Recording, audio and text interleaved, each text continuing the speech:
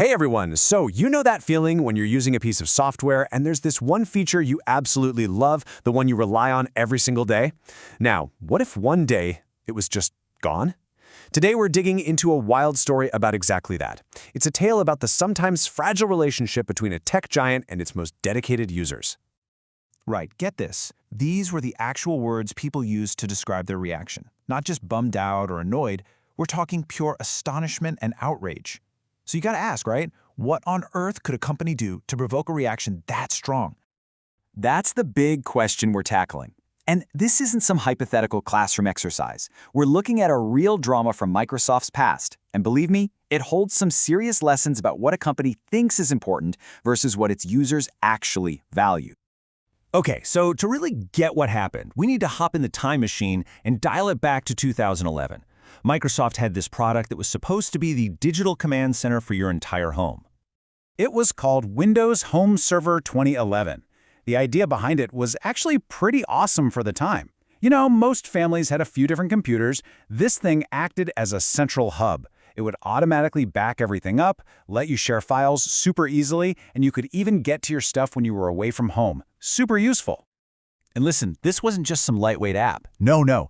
This was built on the same super stable foundation as Microsoft's heavy-duty professional server software. So this was serious, robust tech, just packaged for regular people. And just to give you a sense of the times, check out these system requirements. A 1.3 gigahertz processor, 2 gigs of RAM. It's kind of funny to look at now, right? Your phone is probably way more powerful. But back then, this is what you needed to run that central hub for your home. So now we're getting to the real heart of the story.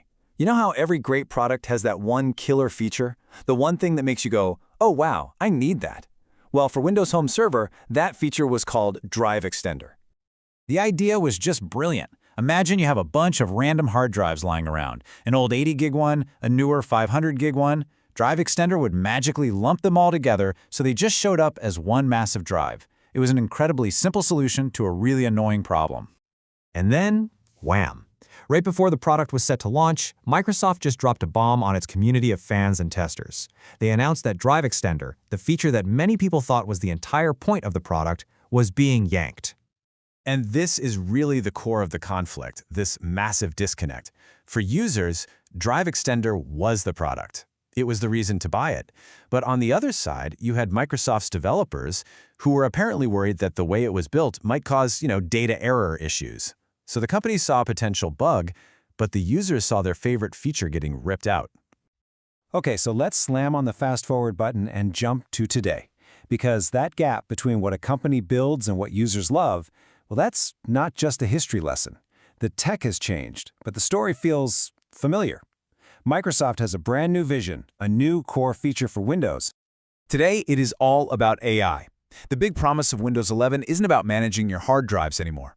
Now, the killer feature, the one that's in every ad and demo, is artificial intelligence. And you can see that shift right here. It's a whole new set of promises. You've got Copilot as your AI sidekick, smart photo editing, even AI baked into good old MS Paint.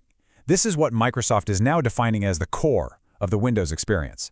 And just like with Drive Extender, it's what they're telling us to build our habits and workflows around.